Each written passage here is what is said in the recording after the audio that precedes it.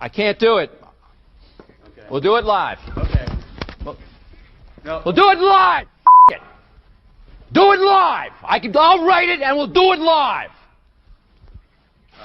Thing sucks. Ground ball. Naylor's got it. Foot race over to the bag. It's low, and it gets underneath Gilbert, who barrel rolls at the bag. And is he okay? That was very awkward. Kuzma. They feed Giannis in the mid-post. Rebounds here. Giannis right to. Jet trying to get the rebound. Giannis comes away with it. Giannis. Big three. 2-1 pitch, a swing, a high fly ball. Left center field and deep. This one carrying back to the track, to the wall. Pa has no play. Byron Buxton with a first inning home run. There's no good strategy around this at all. I mean, there just isn't. There's no good strategy behind the piggyback. There isn't. There's no reason why you do it. And here we go. Welcome in. It's another edition of the Daily Puck Drop here on Tuesday, June 23rd. The sights and sounds bringing you into a Tuesday show. We'll talk about all of it. Josh Naylor, interesting development here in the last few days about Josh Naylor that we'll discuss. The Mariners hit the road to take on the Pirates coming up today. John Canzano will join us momentarily as we cover all things in sports, college sports, everything with Canzano coming up in a few minutes. And more Mariners baseball with the real, not the fake, Brad Adam. As we always do, we come via the Limback Lumber Studios. Contractors, they offer free deliveries. Everything from whole house packages to homeowner do-it-yourself projects. Largest stock moldings in the Northwest. They've got old school service. Why? Because they've been doing business since 1930. Give them a call at 206-782-3487. Visit them online at limbacklumber.com. Again, we always thank you for checking in every single day here on the Daily Puck Drop. You can also follow me on social media, a place where we just agree to disagree, and it's just what a fun time that is. Find myself kidding off there as much as I can. Probably a lot like you. I just look for funny. That's all I look for. And then anytime it gets dark, I got to get out. Puck Sports everywhere except for TikTok. It's Puck_sports. You can also join the Pucks Posse community. QR code if you're streaming the show will take you there. You can also go visit pucksports.com. That's the best and easiest way to sign up. We give you 3 bonus shows throughout the week for being a member. If you'd like to be a member, I've already gifted 2 this week already. You're like, yeah, listen, I'd like to listen to Divish on Wednesdays, the full show. I'd like to listen to the full KJ Arns or the full sports pit that's coming out later today. But times are tough. I get it. Send me an email, puck@pucksports.com, and we will try and take care of you. All right, John Canzano will be coming up here momentarily. We'll cover the latest and everything that's going on there in the sporting world. College sports, the College Sports Act, we'll get to that. That certainly is a big topic there for sure. All right, Mariners head on the road, take on the Pittsburgh Pirates. They're 40-39. Of course, a game and a half up right now there in the American League West. And a team that's reeling a little bit. Not a little bit, they are. I mean, they've underperformed. I think it's safe to say, and everyone agrees they've underperformed. Now they head out to take on a Pirates team that is playing good baseball. They miss Paul Skeens, which is, I guess, a good thing, but also a bad thing because I want to see Paul Skeens pitch. What's interesting is there'll be I've determined, by the way, I'm not calling it piggyback anymore because I can't stand using piggyback anymore. So I've got a new name for it, which is nothing great. It's not original, but it does afford me and allow me to play this song.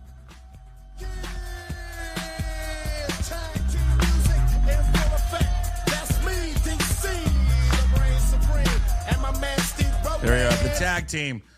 No word on tag. There's no tag team this week against the Pirates. Like, I am as confused as ever what they're doing.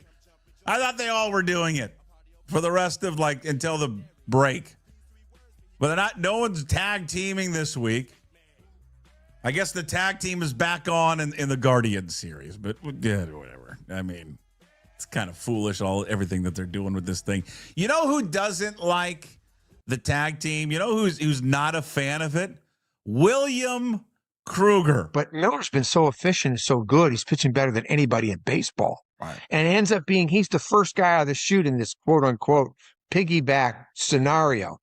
Hey, look, there's no good strategy around this at all.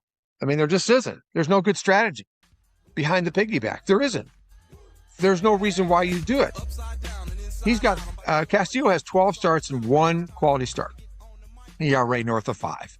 Everybody else has got 5 or more quality starts, pitching 80 to 90 innings, have an ERA that floats between 3 and 4, giving them 6 innings or close to a start. Those are the other 5 guys. They're all pitching great. Why? He's the outlier. There's no other way to cut it. He goes to the bullpen. He gives him a chance to win a couple times a week by spotting him in the middle of the game. All right, there is the tag team. We replaced piggyback with tag team just so we can play the damn song. Yeah, it's a mess. They've created themselves a mess with this whole thing, and they're trying to find solutions, dig themselves out of a hole, and trying to appease everyone. When really the obvious, I guess, thing for them, there's always got to be an odd man out. And I think in a weird way they're waiting for one of these guys to get hurt so they can say, now we're off the hook. They got to make a decision. No one likes it. Miller even said it after the game the other day. Again, he does not like it. So the tag team, not this week against Pittsburgh, but apparently back on there with the Cleveland Guardians. It's number one on the rundown, and I don't know how much I want to give, I guess, attention to this. This is what I talk about when I get on social media, and once it goes dark on social media, I got to get off of it because then I'll get down a rabbit hole. But all of a sudden, this Josh Naylor hate online. Are Mariner fans hating on Josh Naylor? Like, I've heard Josh Naylor, I've heard this now being thrown out on social media. He's quit on the team. That he's got his money and he's over by people. Are we serious? Have people fallen on their heads? Like, I mean, I know it's hot outside. It's supposed to be like 90 today, so sometimes the heat does some crazy things to people. Are you people nuts? That questioning his desire to win because he's had the yips at first base on some throws. Yeah, I think there's one guy on the team that I certainly would identify as a guy who got paid and quit on his team. That'd be Josh Naylor. Yeah, that's some of you guys. I mean, Jesus, mother of... I mean, the team's not playing well. I get it. Go down there and tell him he's quit on the team. Yeah, Josh Naylor, I think, is the least guy I would be worried about of quitting on the team. By the way, after a slow start to the season offensively, I mean, he has turned it around. Last 57 games, he's slugging over 436, and his OPS is close to 800. Not like he's been a disaster. His defense has been poor this year. We've talked about it all year long. But to question his desire to win an effort is there's a lot of laughable stuff on social media. A lot of it I laugh. I mean, it's genuinely funny. And then stuff like this, it's so absurd and sophomoric that it's laughable to question a guy's desire to win. How many injuries do you think this guy's playing through right now, by the way? How many? I mean, just pick and choose. Do you know? I mean, he's got like 6 different injuries that he's been dealing with, but continues to play and post most every single day. Yeah, let's question his desire to win. All right, you know who we're not going to question? Well, we are going to question him because we're going to throw questions at him. Ladies and gentlemen, coming up next, the Bald-Faced Truth with John Canzano, all brought to you by our good friends, Andy and the crew at Flat Stick Pub. If it's fun you desire, it's fun you're going to get at Flat Stick Pub. It doesn't matter what the occasion is, whether it's date night, guys night, ladies night, or large group event, Flat Stick Pub's got you covered. They have 6 great locations across the Pacific Northwest, from Pioneer Square to Kirkland, South Lake Union, Spokane, Bellingham, and Redmond. All locations offer the best pub experience in Washington. 2 rules at Flat Stick Pub: drink local and have fun. Pretty simple. So if you like to have fun, love local beer, and great tasting food, make Flat Stick Pub your next spot. Visit them at flatstickpub.com. Yes, ladies and gentlemen, John Canzano, the one and only. And that backdrop's going to look different coming up pretty soon. John Canzano, BFT there on social media, YouTube, John Canzano, and again, johncanzano.com. Sign up today and be a member, johncanzano.com. You would be like me, you learned something this morning when I read johncanzano.com. And it was from your mailbag section, the Monday mailbag, which you post, again, every Monday. How about that? And I learned that the Pac-12 baseball tournament next year is going to be in Corvallis. Had no idea. Had no idea until I read it this morning, johncanzano.com. His weekly appearance brought to you by Flat Stick Pub. Oh, that's pretty cool there. Corvallis, the Beavs hosting the baseball tournament. I'm in. Yeah. I think it's interesting to see that the Pac-12 is doing a couple of these things. Like, the football championship game is going to be held not at some neutral site. It's not going to Vegas. It's not going to SoFi Stadium. It's going to be held at the highest seed home field. They're doing that with the baseball tournament too. And I think they're going to try to create a little bit of a baseball festival, maybe a mini Omaha feel in Corvallis, where they could close down the street and they could make it about baseball for a few days. Some really good teams in the conference as well. You saw Washington State make it to the regional. You saw Oregon State get there. You saw, you've got teams like Fresno State who have been traditional baseball powers, and you see, San Diego State and Gonzaga. This is a good baseball conference. So I like what they're doing with this. It'll create a little extra for that community as well. But, I think this is good for the conference to get back to its roots. All right. We teased it last week. I want to clear out for you. This is Jordan in his heyday. This is Dean Smith at UNC. We're going four corners ISO. Okay. This is all you.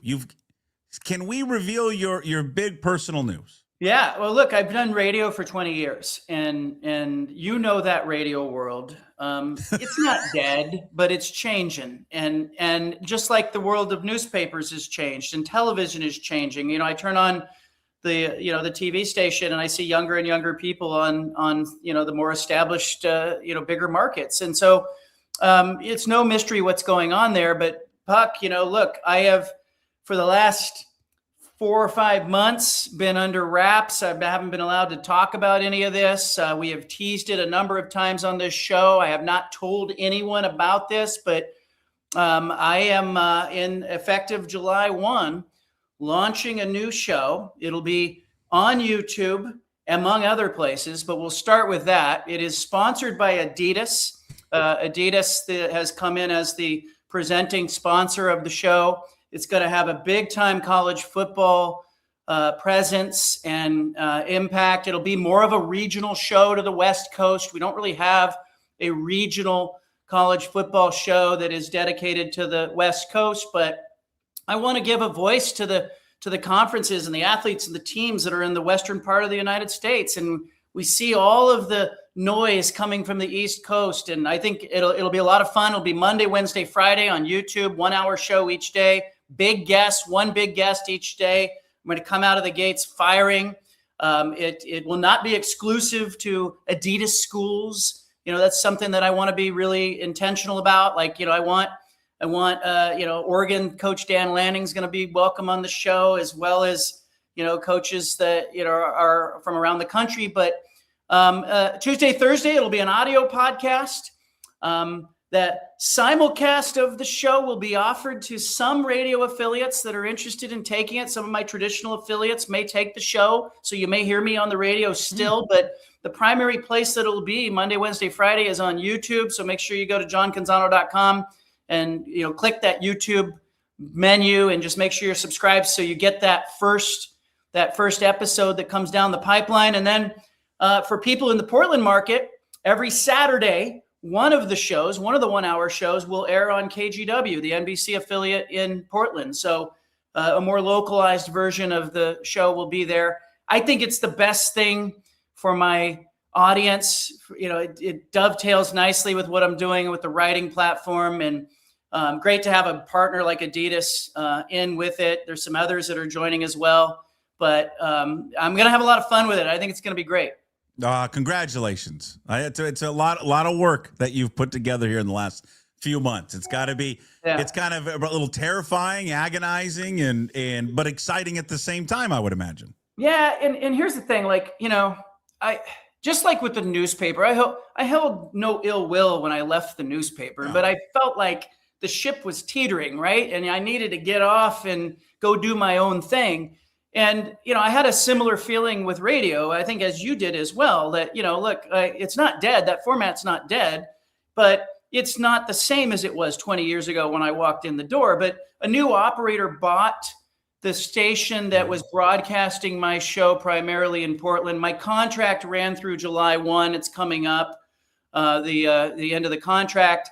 And in December, they just, they more or less just came to me after 20 years and said, hey, if you're not re-signing, we're pulling you off the air today. And you know how that works. Like, I had no non-compete in my contract. I would have been happy to work through July 1, but I guess they didn't know me. They didn't understand me. And, and so they just said, okay, you're not going on the show today. And it happened to be, this is what kind of irked me. It happened to be a Friday where we were doing a fundraiser for the BFT Foundation, the 501c3 that helps kids with art, music, education, and athletics. And the new operator who came in didn't know it was the Radiothon Friday.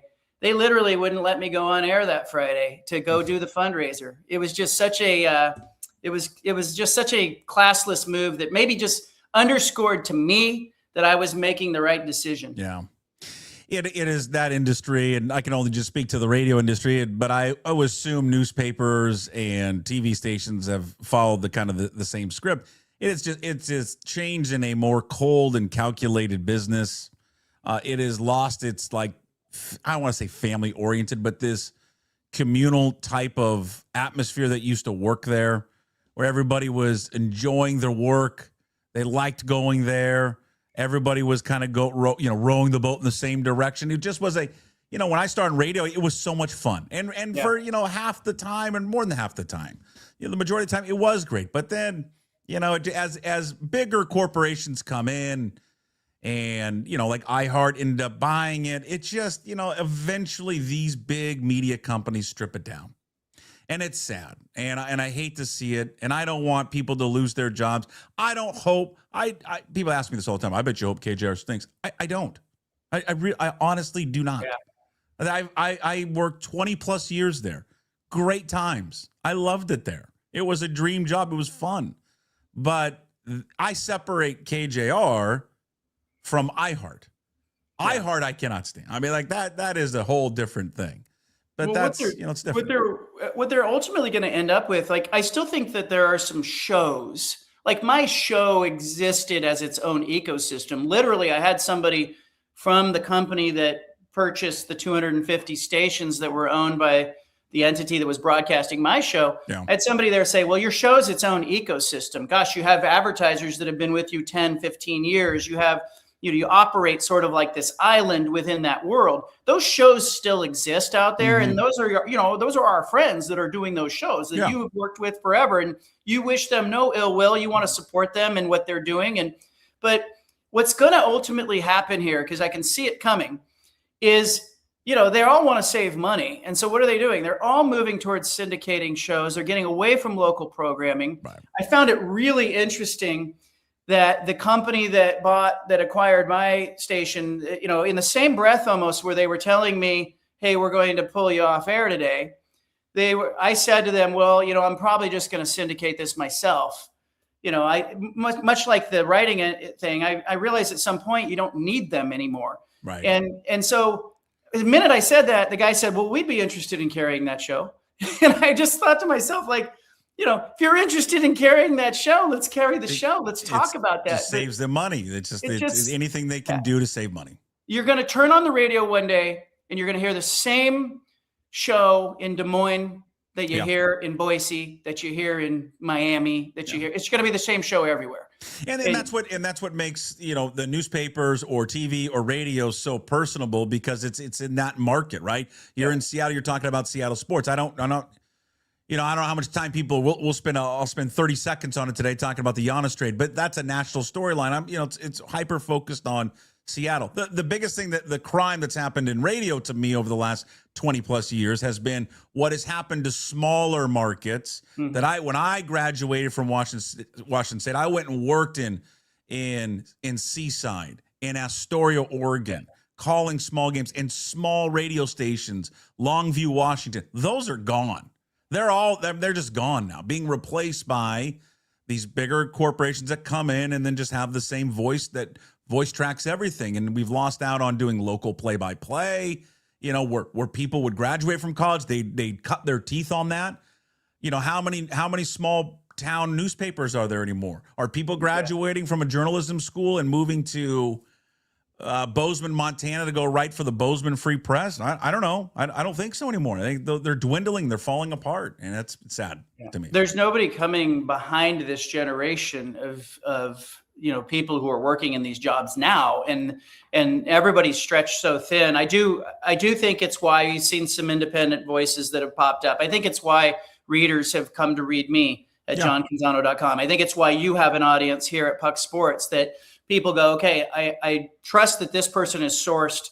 They know what's going on. They're going to talk to me about what's going on. My aim with the new show, look, there was a reason that I ended up in the office of John Miller, the Adidas president. I like what he's doing. They're bold. Have you seen what they're doing with the World Cup? I mean, I want to be with that group. And what I loved about it is I had a conversation with Miller, and he said, I need you to be free to do your show. You don't have Adidas breathing over your shoulder. You don't have them telling you what to say. He says, we're just there because we know you're going to do a good show. And I appreciate that. That is very different than what the feel you get in a lot of radio stations that have sponsors, corporate sponsors looking over your shoulder. And so I'm excited to see what it can be. I think the show will go on the road to some fun new places. Great. It'll be cool. Very well. Congratulations. Can't wait. Yeah. So just Monday, Wednesday, Friday. It starts July 1st. Yep. On YouTube, Regional College Football Show, 1 hour show on YouTube, sponsored by Adidas. That is correct. Yeah, I'm an extra large and a size 10, by the way. And then the Tuesday, Thursday audio, yeah, will be an audio podcast because what I want is, look, here's my thing. I went to my 7 or 8 radio affiliates in Oregon, and I have said to them, hey, I'm doing this show. If you want to simulcast it and you want to take the audio, have at it. More the merrier. I just think it's great. And then KGW, I sat down with KGW and said, here's what I'm doing. And they were like, we'd love to air one of those shows on a Saturday. And so, in the Portland market, I think people will be able to see it on TV and on YouTube. It'll be, wherever you need to see it. And guess what? You don't have to pay to see it. Come watch. Great. Well, congratulations. Let's stick to, since it's going to be a themed college football show. Let's go to college football. The Save the College Sports Act. It's cleared its first hurdle. Now we'll go to the floor, the House and Senate, and we'll see what happens. Where are we at with it? Will it be tweaked, and will it appease the Big Ten and the SEC? Yeah, this is a wonderful thing, right? It's an attempt to hold the Big Ten and the SEC in check. That's Michael Baumgartner, the senator there from your state in Washington, told me that they don't want the SEC and the Big Ten to run away with this, and I think it's important that we notice that this seems to be lawmakers in states like Texas, where Senator Cruz is from Texas. He's co-sponsoring this bill. He's got Texas A&M and he's got Texas in the SEC. But he pointed out, he's got Baylor, he's got SMU, he's got Texas Tech. There's Texas State. The vast majority of schools in all of these states are not in the SEC and the Big Ten. And so there's a whole bunch of support here. I think they're ultimately going to force the hand of the SEC and the Big Ten. If those entities want to split off, if a TV network thinks there's value in taking the best schools from those conferences and creating something new, I think there's going to be a have at it moment. And I think what we really are facing is this existential crisis for college athletics. Does Greg Sankey, the SEC commissioner, and Tony Petitti, the Big Ten commissioner, do they want to be the people who dismantled college football, or are they going to fall in line with the rest of this? But I think the lawmakers are going as full steam ahead as they can, trying to get this legislation passed. And look, it's a big news day in Portland. Blazers got a new coach. I'm sure we'll talk about that. But this Save College Sports Act is one of the most important things going on nationally. Like a lot of people, I don't have a lot of faith that lawmakers can fix it. But I'm glad somebody is trying to galvanize everybody who's not in the SEC and Big Ten against the SEC and Big Ten. This is good for the ecosystem. So what would actually prevent, because the first thing that comes to mind, and you reposted, I read it, it is a terrific piece that was written by Pat Forty. What would prevent the Big Ten and the SEC of just saying, okay, we're just going to leave and create our own league? We'll team up with ESPN and Fox, and we'll bring Notre Dame, and we'll just create a super league, and they'll leave the NCAA. Let me ask, if they were to do that, would it just be for football? And if it's just for football, what does that mean for the other sports? Because I would, if I'm the NCAA, I would say to those schools, you do that, your other sports are out. They're not coming. We're not going to they're not going to be represented under the NCAA banner. Yeah, I would not make it easy on the SEC and the Big Ten. Now, it can't just be the SEC and the Big Ten leaving together. I believe there would be so many lawsuits. There would be an antitrust lawsuit. I think they would have to leave to form something else. They would have to defect and say, hey, we're out of the Big Ten. We're out of the SEC. We're forming something else, and not take all of the members with them. Like, is Purdue going? No. Is Vanderbilt going? Is Mississippi State going? Like, I have questions here about how many teams and how many schools would be involved. I think there's also there's a consciousness thing that Greg Sankey came up on campuses. He was in charge of the intramurals at his first job, right? He understands college culture and campus. I don't think he wants to be the commissioner that blew up college football. But if you're the rest of college football, it's time to call their bluff. You didn't do it with the CFP. You took bad distribution model. You put yourself at a horrible disadvantage. You should have galvanized then. But I think in the last 18 months, we've seen the Big 12 and the ACC suddenly wake up and go, wait a minute, we're closer to the Pac-12 and Mountain West than we are the Big 10 and the SEC. We are losing sight of them from the front windshield of this vehicle. And so I think there has just been a real awakening here, and it's really a power too. But I think if you're the rest of college football, you've got strength in numbers, you have geography, you have more lawmakers in your corner. This is the line in the sand moment for college football. Is there any language at all and any discussions you've had with Bumgarner or Cantwell or Cruz to regionalize it, or no? Can government get into that area? Yeah, I think that they're hoping that that's a byproduct of it. I mean, Michael Baumgartner told me that the fact that you've lost regionality is absurd. And, part of this bill, it made noise, maybe 4 or 5 days ago, where they put in a provision that said, hey, if you're in excess of $700 million in media rights or in revenue, then you can't make expansion and realignment moves. Well, everybody went, oh, does that mean Washington State, Oregon State can't get to a power conference? It doesn't. There's language in there that says, only an independent like Notre Dame would be locked in place, and anybody who's in one of the Power 4 conferences would be locked in place. But I have problems with that even because it locks Stanford and Cal in the ACC. Like, you just been given a life sentence. So I kind of think maybe as this legislation moves forward, what's going to happen naturally is people are going to go, hey, wait a minute, is this such a good idea to have Stanford and Cal in the ACC? No, let's get them back out west. Maybe, is that a new entity? Is it the Pac-12? We don't know. But you need to get back to regional competition, particularly in the Olympic sports. This is insane. When does it hit the floors? It's in late July?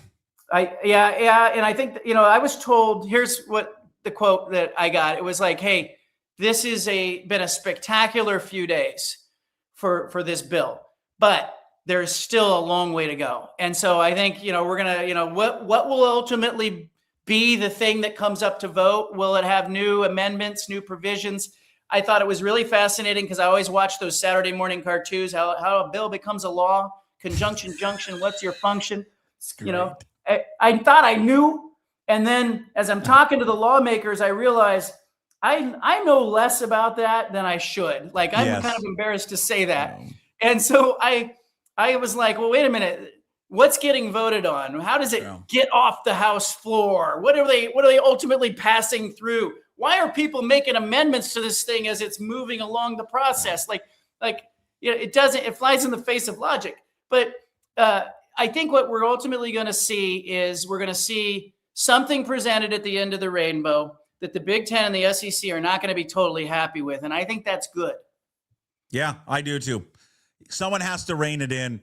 And usually when government gets involved in things like this, it's not good. We'll see where it goes. But there needs to be some regulation for the sanity of the entire, whether college football, all of college athletics. All right, let's move on real quick before I get to that Blazers news. We'll get to it. Give me your thoughts. We don't talk a lot of golf on here, but this is not a golf story. This is a behavior, a crowd story. This has become a societal issue. This day and age that we're in now in 2026, how we view sports, how athletes are treated now is much different than it used to be. What did you make following the Wyndham Clark story coming out of Shinnecock Hills and how the crowd reacted to him and booed him and were constantly being negative to him and cheering on Scottie Scheffler? Well, I mean, the big picture is Scottie Scheffler's chasing a career Grand Slam. He's doing it on his 30th birthday. The fans love him. He's likable. He's on the tee box at the first tee there, entering that final round. He's standing by Wyndham Clark, and the gallery is singing him happy birthday. So there's a hero in this story, and there's a villain in this story. And Wyndham Clark has earned that distinction as the villain. He has been very good on the golf course in these majors, but he's also been a baby. He tears up the locker room after, hitting a bad shot. What was it, 2 years ago? He throws a club on the course. He's just not well liked. And, the fans were jeering him and booing him. Some of that is the loss of civility that we've had as a society, and the fact that we think that, that gallery rope, permits us to say anything we want or tweet anything we want. But I think really at the root of this is he makes a good villain, and he's not well liked. And so everybody's criticizing his ball drop and, what did he break? He didn't break a rule. He's playing within the rules. But I just think it comes down to New York didn't like him. And the gallery wanted Scottie Scheffler to win that thing. They didn't come there to see him win. They didn't come there to see the Joker win, right? Batman and Robin need to win that thing. I know I'm going to probably be criticized for this and be in the minority when I say this. I think Scottie Scheffler let a moment slip past him. I think Scheffler, when it was going on and on, could have done something. Yeah. Said something, stopped play, and been like, stop it. But again, I know that's not his responsibility. He's in the middle of trying to win a major. He's locked in. He cannot control the crowd, but the crowd is so pro him. And you could say, well, it's kind of, if they get on him, maybe he'll hit a bad shot. I totally understand it. Right. But that sport is different. There's supposed to be a decorum with that sport. You govern yourself. It's very different than all the other sports. I thought there was a moment, I would just say this to Scheffler. I thought there was a moment lost for him to be above the anarchy that was taking place and maybe say something on a hole, on a tee box, on a green, and to see if they would calm it down. But I wondered when I saw that if Scheffler didn't like Wyndham Clark. Like maybe the players don't like him either. He was banned from that course where he tore up the clubhouse. He had to apologize. He had to do anger management.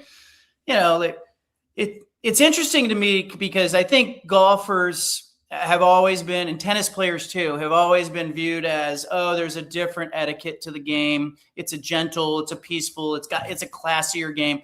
But I think, they probably were breaking tennis rackets and throwing golf clubs back in the day. It just wasn't on social media. I guarantee those back in the day, those lockers, what happened at Oakmont has happened a million times, but we didn't have cell phones taking pictures of it. Yeah. I mean, you tell me Arnold Palmer and Jack Nicklaus and Tiger Woods didn't just obliterate a locker room after a bad run? I mean, come on. But Wyndham John Clark, McEnroe smashing rackets on the court. Yeah. But he's not helping himself either, Puck. Scheffler could have stepped in and done something classy and gone, hey, everybody settle down. Come on. Even his post-game and his post-match stuff. He's like, he takes two questions like, I'm done talking about this. Yeah. Like, really? But if you're Wyndham Clark, he goes to the event in Canada, he wears a USA Hockey jersey when he's going out to the course. That's what funny, are you doing? That's funny. He's a villain. He's okay. Lex Luthor, I like Gene Hackman as Lex Luthor, Rest in peace. Yeah. All right, Blazers got a new coach. I know nothing about this and this Micah Nori. I'm not really interested in Micah Nori's history. What I'm interested in is that the guy gets hired and the Blazers give him a 1-year contract with a team option. Well, that's God, you got to be real confident about your future there. I think they hired an interim coach. The first time in history that has happened. Look, he's got an interesting story. He was a baseball player in college. He ends up as an assistant coach he ends up in the NBA as an assistant. I think a lot of people saw this coming. I think the big name coaches that you had to pay for were going to be off the table. I just kind of wonder though, look, I'm waiting for Tom Dundon to do something that I go, oh, that was smart. He lost Tiago Splitter, who I think at least would have given you continuity. You could have probably got him back with a 1-year extension. Why let Splitter go to the Bulls and then you end up with Norrie, who, by the way, team option for year 2. Okay, let's say he goes out and he kills it and the Blazers want to keep him. I mean, given what we know about the NBA, anybody in this audience believe that Micah Norrie wouldn't just go, I'm not going to coach, I'll sit out a year and force the Blazers' hand? He's not going to be okay doing this. And I just don't know. You're trying to attract free agents. It just kind of tells me that Tom Dundon punted. He wants to, he's going to punt. I think they're going to punt here with the draft. I think they're going to punt with free agency. They're going to punt with trades. They will do nothing, I think, that locks them into anything in the next year or two while they try to figure out that arena thing. And, there's a standoff looming potentially with the city, who I think has misplayed this, and Dundon's group, who wants, a formal offer in front of them. They want to see the city's cards. And the city to this point has said, yeah, we're on board. You're going to get what you want, but the clock's ticking here. Last thing for you. I'm not sure you're aware of this, but on this date, June 23rd, 1972, Title IX was officially signed into law. They say there are reports. They say that since it went into law, there you go. Perfect little, nice job, product placement there with the Girl Dad coffee mug. That high school sports participation among females has increased, and it is increasing over 1,000%. You obviously have daughters. I have a daughter that's played sports. I think you look back and it's hard to imagine a time before 1972. And the thing that I am blown away about when I go to sporting events, girls sporting events, women's sporting events, the quality of play from when I was in high school to now, it is just such an astronomical jump. And it's so cool to see. It's so cool to see young girls be so competitive, as any guy that I see on a field, on a court. And they've got that same DNA now. And I just love watching them. We've watched that. There's not many things in our lifetime that we've got to see evolve like that. Because you can remember, the game, a women's college basketball game in 1989 was not a thing of beauty. No. It was station to station. And now we're, in the last couple of years, we've been locked into the women's Elite Eight, the women's Final Four. So we've got to see that. There's not much in sports that I think you could say has accelerated in that way. And my youngest daughter is the greatest example of it. I tried to talk to her about that and tell her about the opportunities and, what wasn't available. And she looked at me in disbelief. And I thought, wow, she has no idea at the age of 10 about, what opportunities were not there. And she's a competitor. She's a killer. Buck, look out. Yeah. All right. We'll be looking out. Yeah. All right. Congratulations again. It's coming up. I'm just looking at summer. Summer started, and I swear, I look at the calendar, and it's going to be over like that. So it's starting in almost a week. July 1st, Monday, Wednesdays, and Fridays. What do we call it? The John Canzano Show? It'll be the BFT. It has a tagline. It's unfiltered. You know why it's unfiltered? Because we're out from under the, I said to my daughter, she said, what does that mean? I said, it means I could probably cuss. I'm not going to, but I could. Yeah, you can. There's the freedom to do it. I don't do it as much as I thought I was going to do it. Yeah. It's not fun when you have permission. Come on. Yeah, BFT Unfiltered, Monday, Wednesdays, Fridays on YouTube, and they come out when? At what time? Is there a specific Middle of the day. I'm not locking myself into a time yet. Yeah. All right, BFT Unfiltered, July 1st on YouTube. I want it to be good. You know what I mean? I want the show to be different Adidas. And good. It's going to be good. Yeah. Do we have the first guest lined up? I literally just texting with somebody about a big guest. How about next week we reveal the first guest? Well, no show next week. Oh, Remember? well, tune in. Thanks, John. You're the best. Thanks, buddy. Yeah, see you. If it's fun you desire, it's fun you're going to get at Flat Stick Pub. It doesn't matter what the occasion is, whether it's date night, guys night, ladies night, or large group event, Flat Stick Pub's got you covered. They have 6 great locations across the Pacific Northwest, from Pioneer Square to Kirkland, South Lake Union, Spokane, Bellingham, and Redmond. All locations offer the best pub experience in Washington. 2 rules at Flat Stick Pub: drink local and have fun. Pretty simple. So if you like to have fun, love local beer, and great tasting food, make Flat Stick Pub your next spot. Visit them at flatstickpub.com. You want excellence in dining? Visit John Howie's Steak and experience premier Northwest dining. Prime custom-aged steaks, award-winning wine, unmatched level of service. You won't be disappointed. Make your next reservation today at johnhowiesteak.com. Brad Adam appears to be in a hostage situation right now in Pittsburgh. Blink your right eye if you're okay. Yeah. Okay. You don't look okay. Brad is here. Mariners TV. Early. And it's early. The star of Mariners TV. He took the red eye. He was fresh off heckling Wyndham Clark at Shinnecock Hills. Got kicked out with the rest of my buddies. In fact, he was the guy Rory turned to, even though he doesn't have a gut, who said, "Get in the bunker." And then Rory called him fat, basically. So, but he's with us. He's in Pittsburgh, where the M's and Pirates will begin. 2 old rivals play a series which starts later today. And of course, Brad, Mariners TV brought to you by John Howie's Steak. Pittsburgh, I'm told, is a wonderful city. They've got a lot of great. What's the famous sandwich there in Pittsburgh? Do you know? That's a good question. I feel like it feels like a P, like yes, it like is a pierogi. Is it pierogi or is that something? That's something else. It's like a Polish sandwich. Anyway, it's the signature sandwich from Permonti Brothers. Yeah, that's it.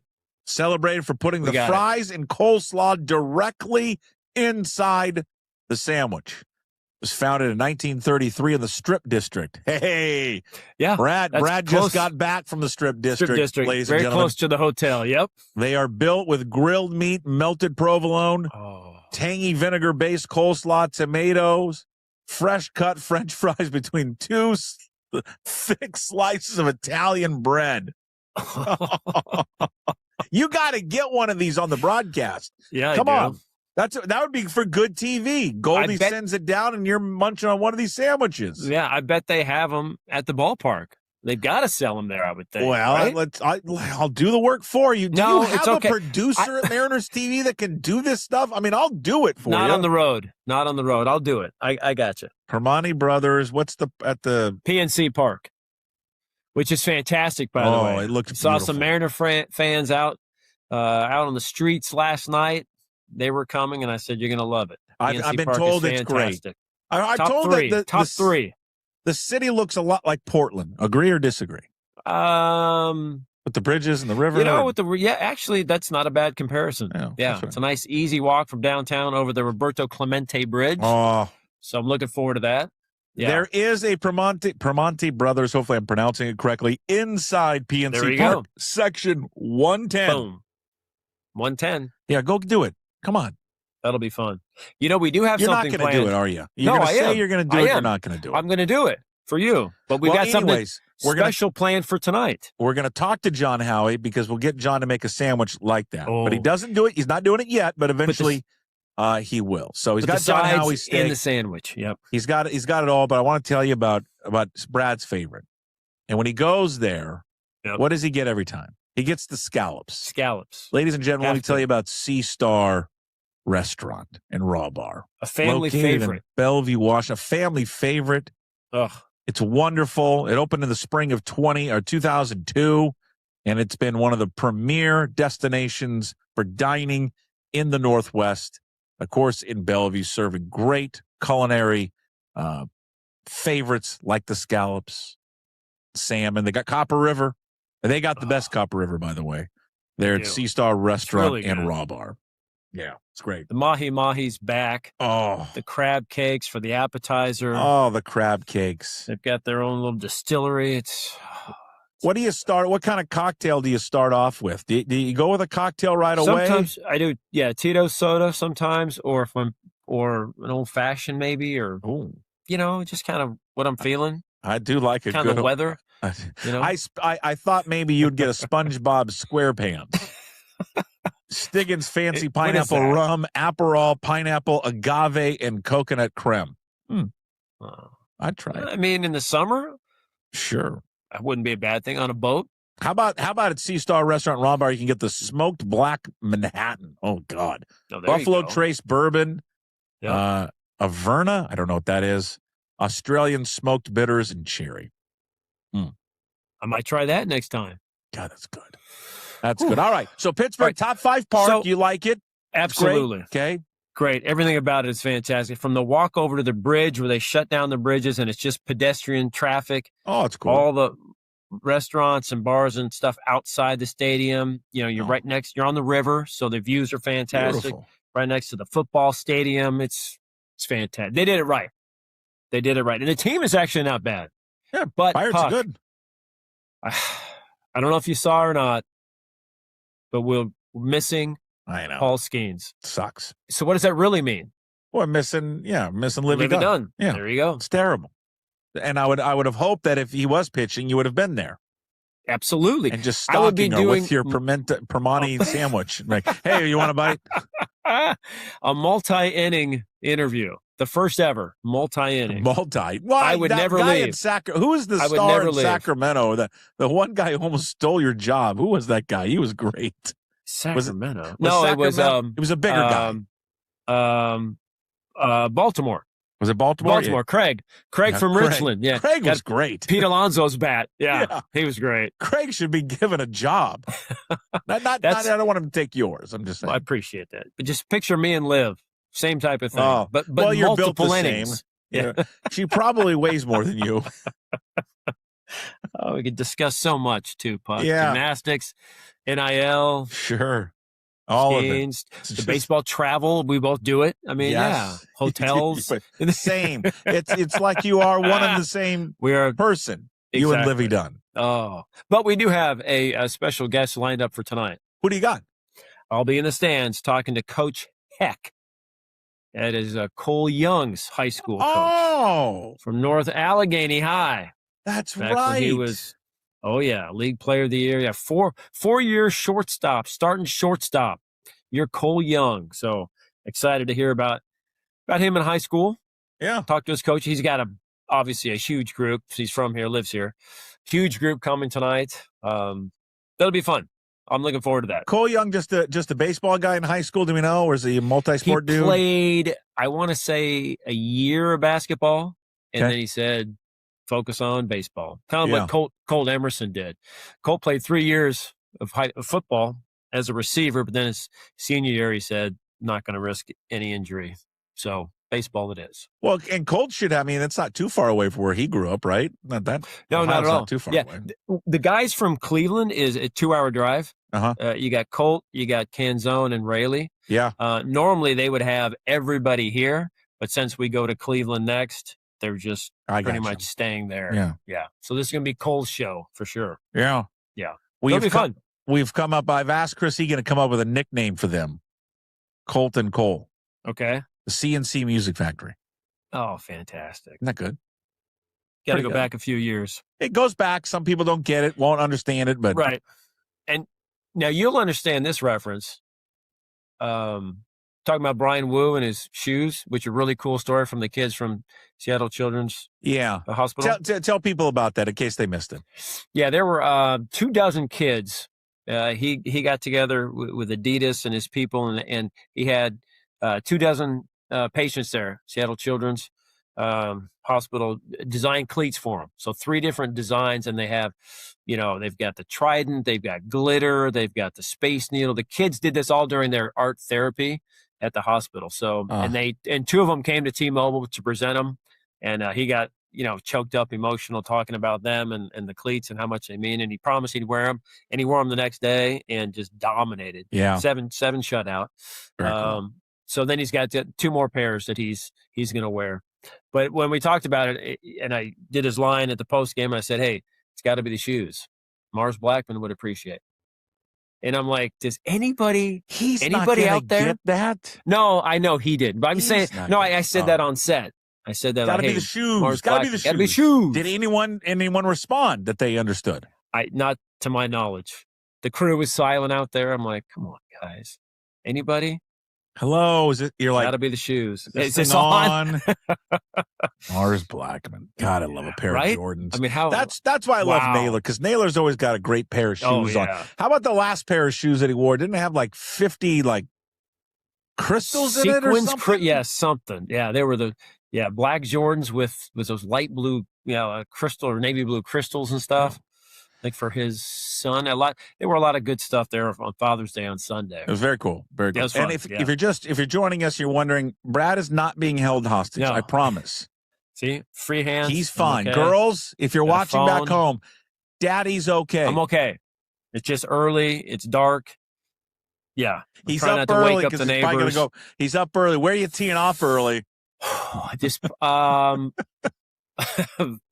want to say like what Valley a life Brook. You live. God, it's just unbelievable. Just playing all these great courses. You go out. What are you going to do today at work, honey? Well, I'm going to try and track down Livy Dunn. If she's not around, I'm going to go eat this famous sandwich they make here with like meat and fries in it. And I don't know, watch a little baseball. Yeah, talk to Cole's high school coach. Watch some baseball. And then I don't call it a day. Then run it back tomorrow. So you're playing. Tell everyone who you're playing with. Oh, our old buddy. Speaking of blast from the past, back from 08, 09, utility infielder Josh Wilson. He was a good little infielder. Sweeney nicknamed the Paper Boy because he looked like he was 12 years old. Yeah. And old school infielder, back in the day, that was just kind of could field every position in there. Yeah. And didn't have a big bat, but it was just a good glove. Yeah. Coach's son, his dad was at Duquesne for a long time. Might still be there. I'm not sure. Huh. I'm going to find all this out. So I'm excited. Yeah. It's good to see these guys. Right before the interview or? No, we're just going to play golf. All right. Is this part of fairways and fastballs? Or is that coming back? I appreciate you. Update. Yeah. I've been talking to stations trying to find a home, and it's just a little too late this year. Most of the sponsors have spent their yearly budget for ads. So we're feeling strong about next year. I think I've got a partner, and we're going to talk in the off season and hammer out hopefully like a 10 episode show. So I'm very excited. I'm available anytime. I appreciate that. I'm available to play anytime you want to go play a great course. I don't know if you see the rundown there, but we brought up his shoes. I mean, this online, have you seen this like online discourse? Like people are like fed up with Josh Naylor all of a sudden. All of a sudden, Josh Naylor has come into the crosshairs of people. And they've now, all the rage is now where Josh Naylor is mailing it in. Yeah, I'm sure that's exactly what Josh Naylor is doing. He's decided just to got my money and I'm done playing. That sounds about right for Josh Naylor. Yeah, not a competitor. Doesn't want to win. Yeah. Yeah. Fans are funny. Doesn't burn anymore. There's no burning desire. Fans are funny, Puck. I don't know. Now he has made a few throwing errors lately. That hasn't been good on defense. I mean, he just hasn't. And when you have throwing errors, especially when you're flipping to first, yeah. I guess it doesn't look good when you make that error. But obviously there's nothing to that. So we'll see. I mean, I don't know why his defense. Here's the thing about I don't know either. I think what happened though was last year. I think he set the bar so high for himself because it was good. He was not regarded as a good first baseman when he came over. Right. That was one of the negatives about him. He's not really that good on defense. And then he got here, and then people were like, "Oh, Jesus, he's actually pretty damn good." Yeah. Remember, same thing with Ty France. Remember when Ty got here? Yeah. We're like, where's this guy going? And he was like, wow, we got something for short, portly little first baseman, don't we? we do. They can field. Yeah. And how about our guy JP at third? He's looked good. Very impressive, right? He's looked good. Looked good. They're weathering the storm. I just don't know how many more injuries they can take. I know. And Canzano, it's out of control. When he pulled the hammy, if we're running a first, you're like, come on, man, uncle. Especially the game he does it. Yeah. It's a home run off a lefty opposite field. You're like, this is now the crowd like me waves their hands, says, why isn't he playing every day? So you can use that. So Right, and he made a nice play in right field, but he's on the trip, so he's very confident that he'll be able to play hopefully today. So I'm trying to think who's banged up. Rayleigh's better. Yeah. I think they're all should be all available, injuries, right? Just a lot of nagging stuff. Right. Rose, with Randy being Rose out. Raina, and he's eligible to come off today. Yeah. So hopefully we'll get good news there. And then eventually, hopefully, Donovan comes back and he's been working out at T-Mobile, which is great. Yeah, that's just going to take some time, but he's getting closer. Here's the good news is at least it was in a scrum, but when Miller talked about it after his last start, at least it wasn't just you asking the question, hey, how was your start? How do you like the piggyback? I don't like it at all, Brad. I don't like it. At least he did it in a group interview. He gave a very similar answer, and I just think that everyone kind of had the same reaction if you read it or just saw it. And listen, he's not happy. I mean, I don't know how anyone can be happy with it right now, especially when he was pitching the way he was pitching. It's I don't know, a tough decision what they're doing. They're putting the players in just a tough spot. Everybody is. But at least this time there's better communication, and it's going to be equitable where everybody's going to be doing it. So I'm not sure what the next tandem who is the next tandem? Do they draw names out of a hat? I bet that they've got it. What would be the best way to do it? A better way than that. Like you and I would do that. I have no idea. Draft? How about just like a draft? All right, Gilbert, Logan, you got the number 1 pick. Who do you want? Yeah, who do you want? I'd be interested. Do they match styles, or do they want contrasting styles? Or they're all somewhat similar, being all righties and a lot of fastballs. So I don't know. I guess it depends on, after this off day, who they map it out to be the next piggyback. So listen, we'll see. You got to spend time with these guys, and you're not sitting there breaking bread and having drinks and all that stuff with them like off the field. Maybe you are. I don't know. You don't need. Maybe that'll be on episode 1 of Fairways and Fastballs next year. But you're around these guys. You built a trust around them. Traveling to these, especially on the road, right?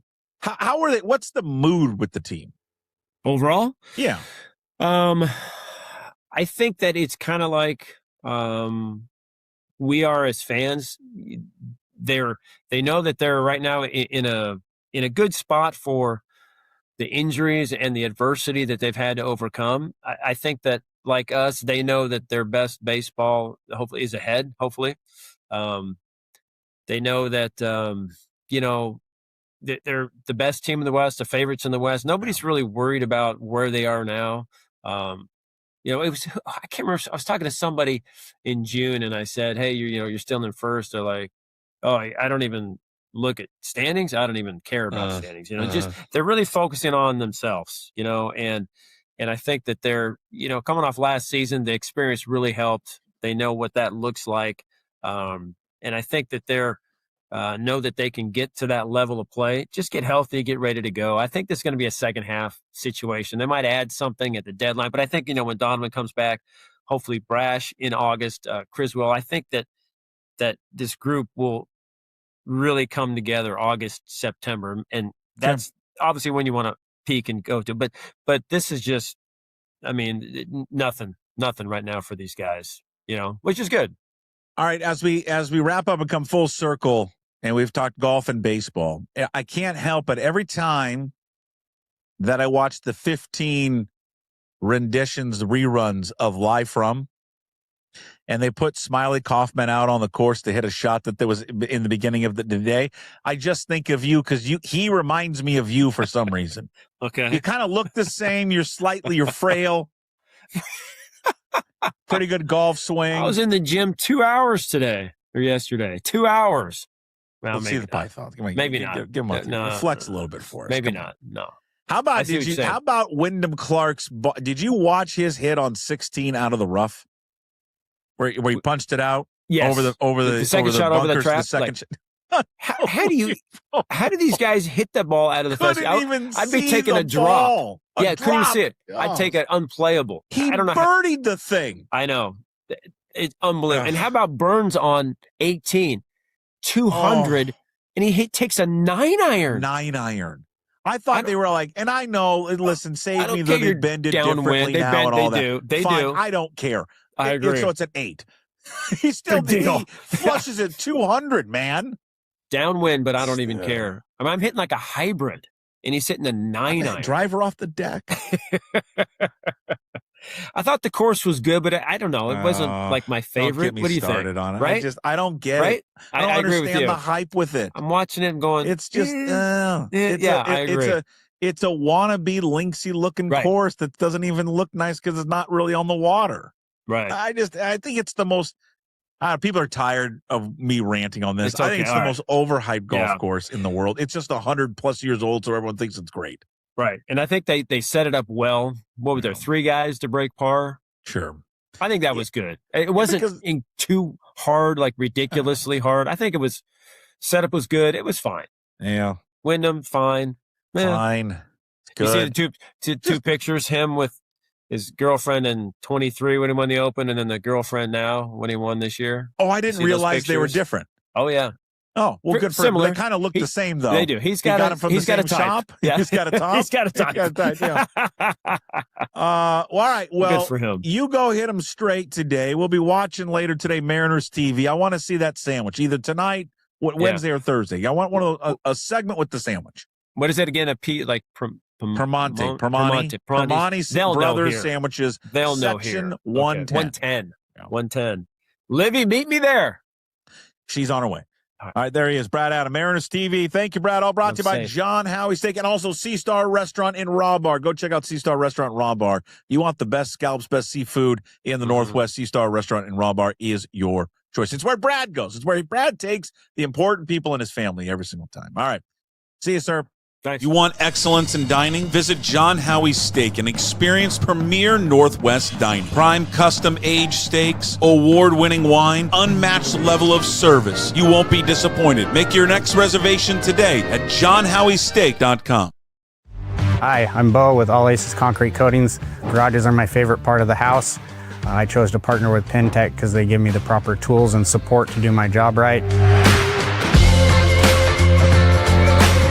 My favorite part of doing the garages and any flake system is the transformation that happens in one day. All right, a couple of housekeeping items here on a Tuesday before we get to On This Day, brought to you by Hive Social. Quick little hitters. PGA Tour announcing today changes the future of golf. It's going to start in 2028.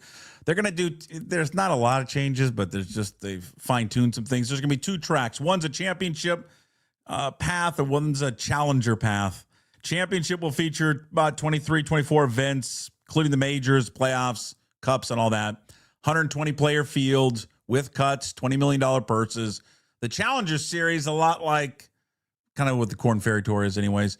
At least 20 events, some overlapping dates with the championship events. Players on the Championship Series won't be able to play down, but 2-time winners on the Challenger path will be promoted.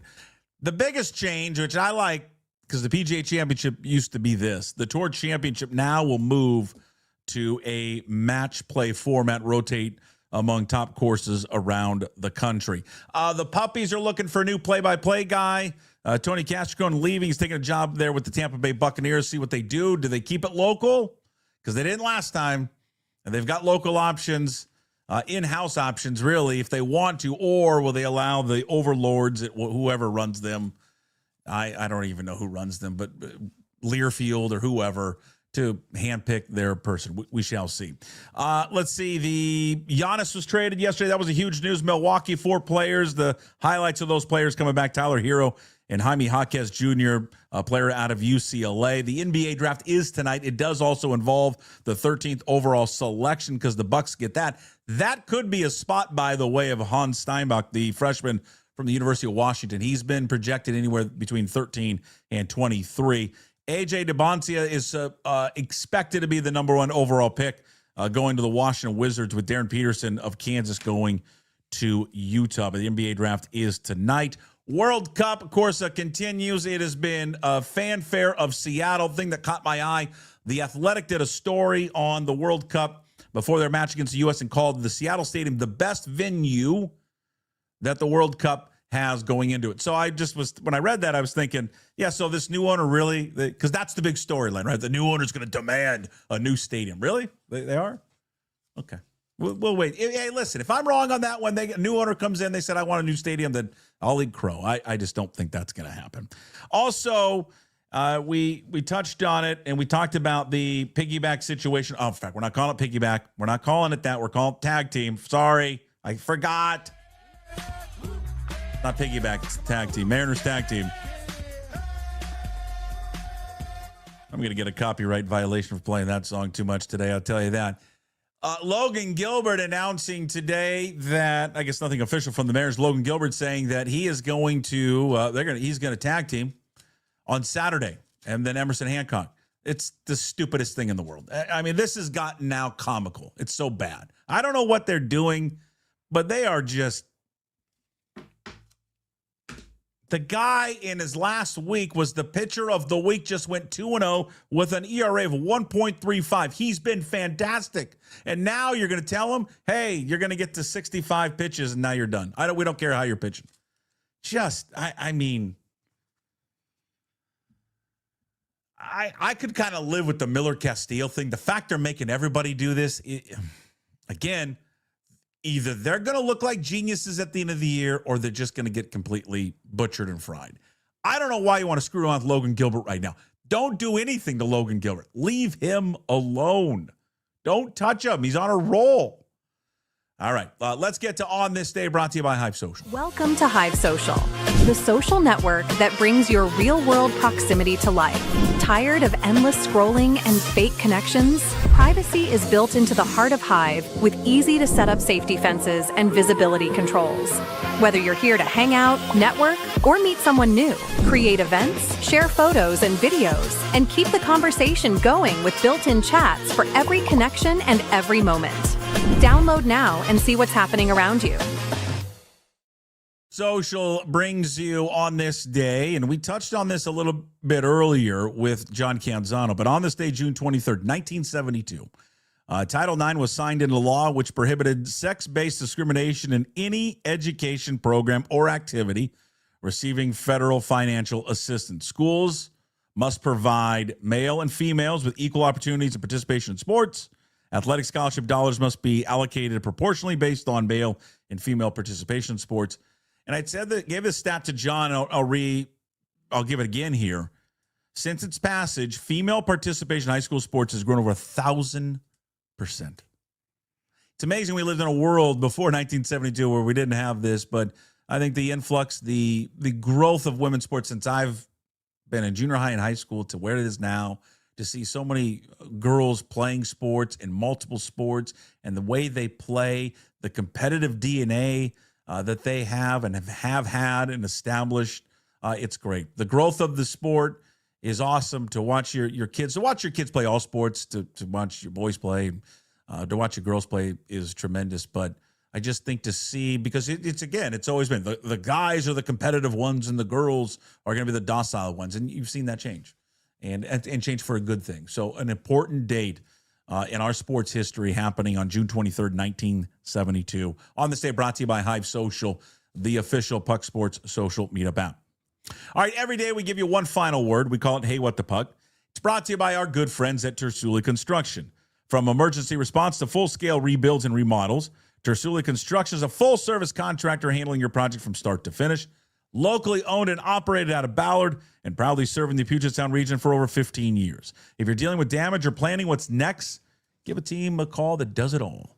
And that would be Tersuli Construction, 206-793-3744. Visit them at tersuli.com. Well, I don't know if you saw it, but yesterday, guy that can rub people the wrong way would be Jazz Chisholm of the New York Yankees. So he's got a Tootsie Pop in his mouth. No, that's a blow pop.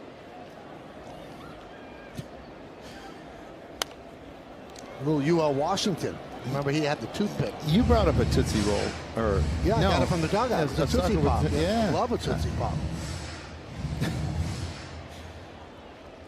Dangerous, though, to be playing with that in your mouth. So he's getting a lot of criticism from fans, from media, from Aaron Boone himself, saying it's not tolerated. That will never happen again. Listen, it's a bad look. It doesn't look great. You don't see players do it. I do find it funny that this is the thing. This is what breaks people, is him having a lollipop in his mouth. Okay. I mean, honestly, him having a lollipop in his mouth like that, or a guy that has 3 cans of chew in his mouth or seeds. Like, tell me that, honestly, just tell me the difference, because I've seen this happen a lot in baseball. I'm like, Nolan Arenado, I think, is the one that does it the most. He has a bag, or is it Machado? He's a bag of seeds in his back pocket that he constantly is putting in his mouth. What's the difference? What's the difference of a guy having seeds or chew or a lollipop? Now you're going to say, well, what's the line? There's always got to be a line. I just think in this day and age of baseball where people want more expression, more fun, where people have no problem with the bat flip and pimping a home run and showing up their opponents, this is what breaks the internet? Him having a lollipop in his mouth? I don't know. I don't think it's that big of a deal, personally. Doesn't get me up in arms. I'm not a Yankees fan, but I again, is it a great look? No, because it looks different than seeds and bubble gum and all that. But I don't know. Doesn't seem like it's that big of a deal. Just trying to find something to be angry about. Some type of. I mean, New York radio's probably having a field day with this today. I don't know. Not big of a deal to me. Anyways, that is. Hey, What the Puck, brought to you by Tersuli Construction, restoring what matters and building what's next. Give them a call, 206-793-3744. Visit them at tersuli.com. Thank you for watching and listening to today's show. As always, thank you to our audience. We appreciate it. I appreciate it. Without you, we couldn't do this every single day, and we enjoy doing it every day. All right? Big thanks to all of our sponsors. As always, reminder, we got another full week of shows. Next Monday will be our last show for about 10 or 11 days. As we head on vacation, but we'll have plenty of stuff until then. Also, we thanked our sponsors. Check out pucksports.com. You can sign up to become a member of the Pucks Posse if you'd like. We give you bonus shows throughout the week. Sports Pit with Stretch on Tuesdays, Wednesdays with Ryan Divish, Inside Pitch, and Thursdays, KJ Arntz with Mitch. Again, if you'd like to listen to that, you can't afford it, send me an email. We'll take care of you, puck at pucksports.com. We also produced the Garage with Gas Take 5 podcast. Did not come out yesterday. Will come out later today. What else do we got covered here on this day? If you haven't done so, we played you the little clip of Kruger from yesterday. It's part of the audio podcast full show. Bill Kruger. We also isolated on YouTube. It's really good. Bill, listen, we're fortunate to have all of our guests are great. That's why they're here. Bill is just sensational talking Mariners baseball. He's just so opinionated. He's great. Go check that out if you have not checked it out. Also, be sure to check out our Father's Day special we did last Friday. We interviewed the kids for Chris Egan and Jim Moore. If you haven't seen that, that is available last Friday's show. All right, that's I think we've covered it all. Yeah, we got it. Go M's. Stupid tag team. Why would you tag team Logan Gilbert? It's just moronic. All right. We'll see you tomorrow, Wednesday's show. The go-to guy, I think, is back. And Inside Pitch with Ryan Divish. We'll see you, as always. Promise to be better. No shirt, no shoes, no ties. Would anybody like to smoke some pot? Yeah. I was born to lick your face. I was born to rub you, but you were born to rub me first. What do you need my address for? We'd like to send out a mailer. Mother of mercy, I don't speak Japanese!